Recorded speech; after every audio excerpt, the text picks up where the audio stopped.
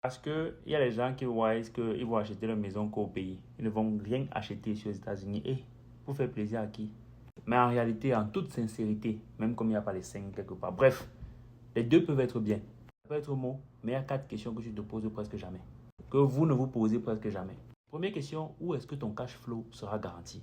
Ici, tu as Airbnb, location, refinancement. Le cash est visible et il est traçable. Voilà. Puis, tu peux aussi faire Airbnb. Tu as toujours besoin des gens sur place qui vont gérer ça pour toi. Genre accueillir le client et tout ça. Bon, nous on a fait Airbnb. On connaît comment ça fonctionne. C'est lucratif, mais il faut toujours que tu fasses confiance à quelqu'un qui est là-bas. Si tu loues, le locataire ne paye pas pendant 6 mois. Il te dit que son enfant a avalé le fer, que sa femme est devenue sa soeur. Tu es loin, tu vas faire quoi?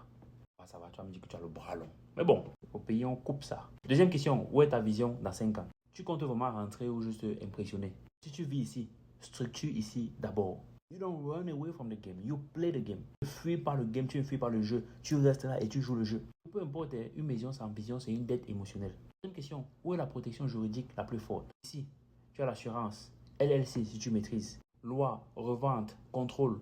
Alors qu'au Cameroun, là-bas, même un frère peut vendre tout sans te prévenir. Tu veux bail, protège-toi d'abord. Deuxième question, est-ce que tu as un vrai plan ou tu as juste la pression? Tu achètes là-bas au pays pour qui?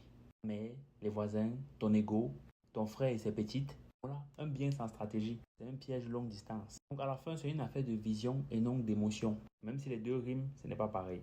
En tout cas, si toi tu es encore ici et que tu veux bâtir et structurer, play the game here first. D'abord ici, tu dois rejoindre le programme SKD. C'est primordial. Ce n'est pas juste un programme d'intégration, non, c'est plus que ça. On touche les sujets les plus flous de la diaspora ici aux États-Unis. Je vous explique ça de la manière la plus simple possible, en partant de acheter une maison, les assurances et tout ce qui va avec. Si tu n'es pas dans le programme SKD, je ne sais pas où tu es. Mais SKD en commentaire maintenant. Si tu veux aussi go au Cameroun construire, où tu es en train d'acheter le terrain, c'est tout bien. C'est tout bien. Moi, je vous ai même dit de laisser ça. Laissez tout ça tomber. Cherchez le cash flow. Le cash flow.